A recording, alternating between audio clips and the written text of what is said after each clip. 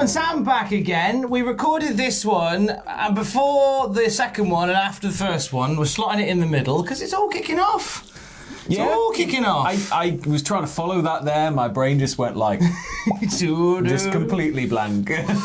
No headlines on this one. Let's go straight to our main story. So, WWE, there is growing concern about the status of SummerSlam this year.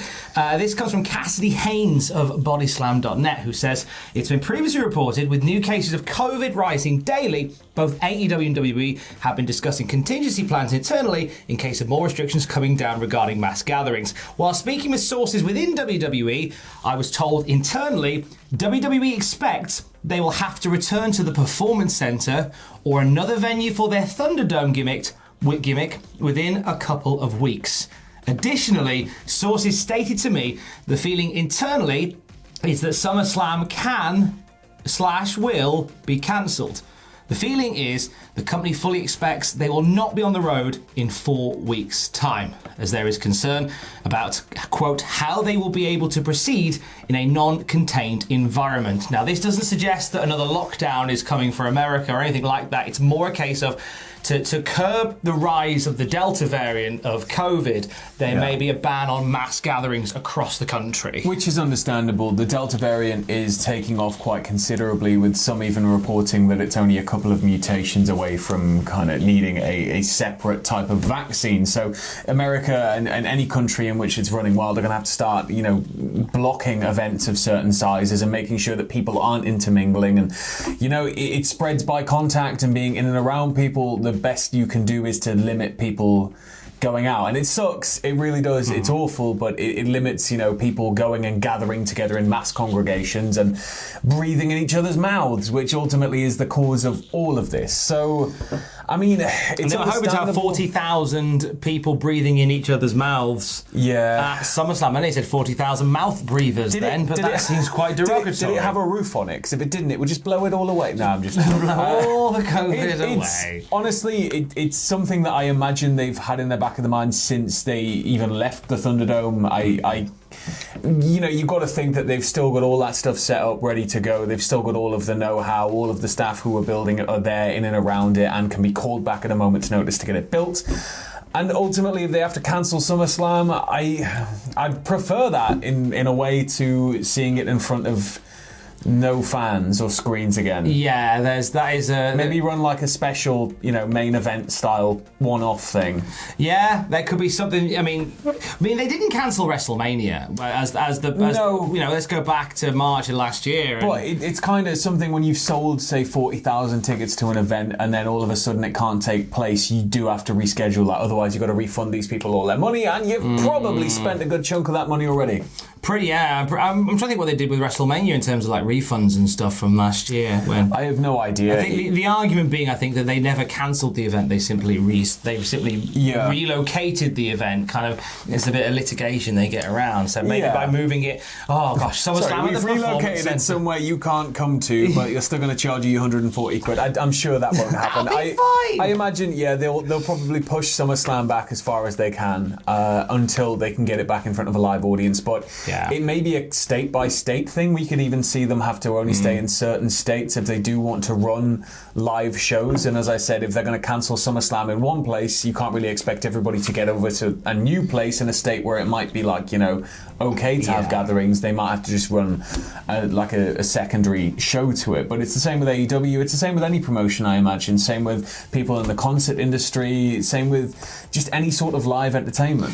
Cinemas, the works. It is such a difficult time at the moment as people are trying to get back to something that vaguely resembles normal. And, to have the brakes put on, it sucks, but if this is what needs to happen, it's what needs to happen. This is it. It's not like, and I can't really think of another way to put it, so I don't quite mean like this, but I figure, you'll understand.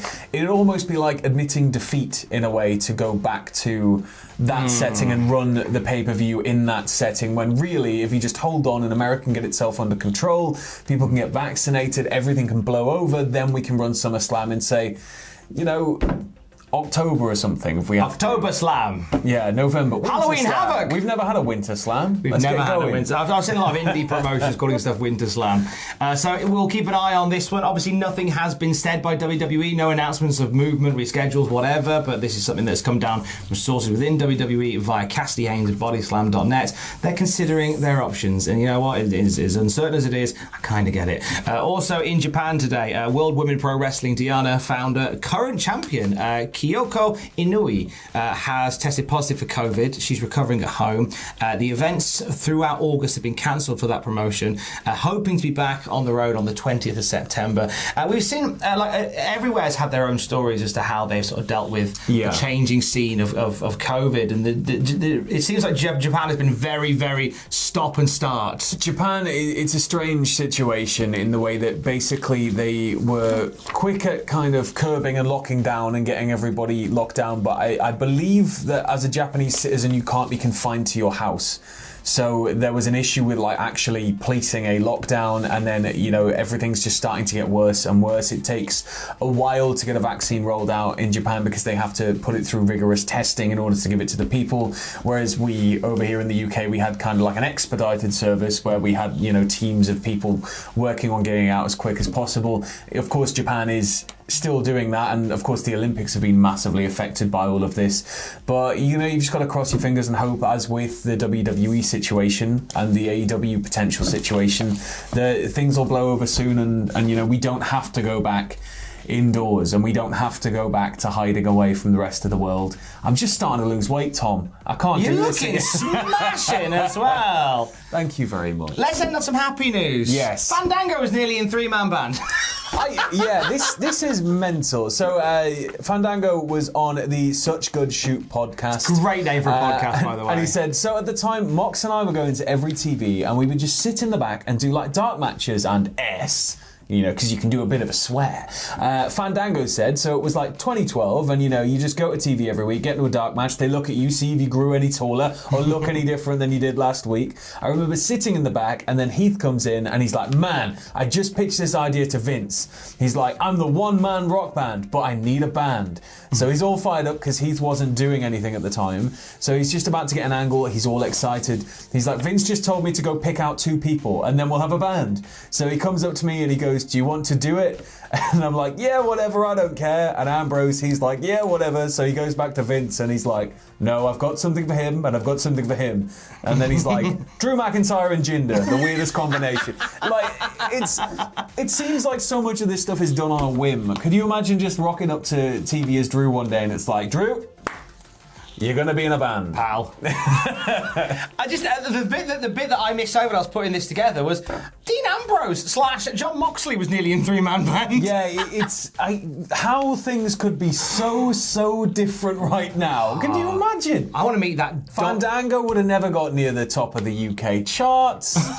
Nothing would it? Oh. I want to meet that Dean Ambrose variant that was in three-man bands. Now the multiverse is ripping open. That is a proper what if, isn't Beauty it? of a what if that is. For the latest on the SummerSlam story, our top story in this video, check out cultaholic.com. There is another news video coming. There are other stories in the wrestling world today that we haven't touched on, and you're thinking, why aren't you talking about them? Because we filmed a video. We filmed them in a bit of a weird order today. So we filmed 2. They're going to go back to back, but then this happens, and this is going between them. So there's going to be a video with loads of other stuff in. I'm trying to remember anything that we say in that video. We talk about like fallout from AEW last night. It's all kind of standard news, and we jumped in and did this one for you all too. We make some lovely jokes in that one as well. It's worth waiting. I'm wearing a different shirt in that one as well. So look forward I'm to not that. wearing glasses in that one. Ooh, saucy.